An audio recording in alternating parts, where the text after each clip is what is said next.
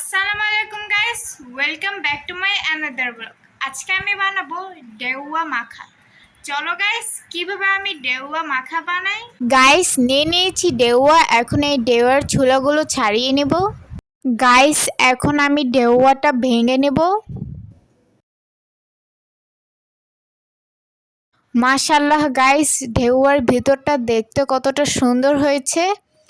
Guys, আমি কিন্তু ডেউয়া কখনো খাইনি, প্রথমবার ট্রাই করব।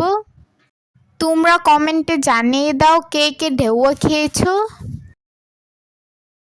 গাইস, আমি কিন্তু প্রথমবার ঢেউয়া ভাঙছি, তাই আমার ভাঙতে একটু সমস্যা হচ্ছে। এভাবে করে আমি সব বিচিগুলো বের করে নেব। দেখো গাইস, ঢেউয়া থেকে সব বিচিগুলো ছাড়িয়ে নিয়েছি। এখন মশলা দেওয়ার পালা। গাইস, এখন আমি দিয়ে দিব শুকনো মরিচের গুঁড়া। তোমরা চাইলে এটা বেশি কম দিতে পারো। দিয়ে দিব সামান্য বিট লবণ, দিয়ে দিব সাদা লবণ, দিয়ে দিব একটুখানি চিনি, দিয়ে দিব 2টা শুকনো মরিচ। এখন শুকনো মরিচ হাত দিয়ে ভেঙে নিব। এখন এগুলো ভালোভাবে চটকে চটকে মাখিয়ে নিতে হবে।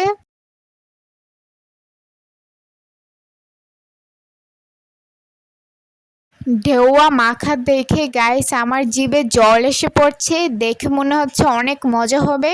কার কার ঢেউয়া ফল ফেভারিট তা কমেন্টে জানিয়ে দাও। দেখো গাইস, ঢেউয়া ফলের মাখাটা দেখতে কত সুন্দর লাগছে। গাইস, প্রথমবার বানিয়ে ফেললাম ঢেউয়া মাখা। গাইস, এটা আমি কোনোদিনও খাইনি। আব্বু হঠাৎ করে দেখেছে তাই এটা নিয়ে আসলো। এখন আমি এটা টেস্ট করে দেখবো খেতে কেমন হয়েছে।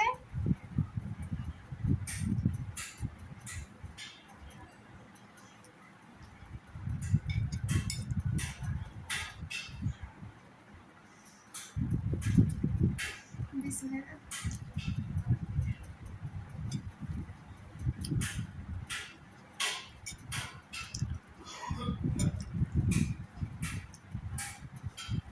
গাইস, টক ঝাল মিষ্টি সব মিলিয়ে ঢেউয়া মাখাটা জাস্ট ফাটাফাটি হয়েছে।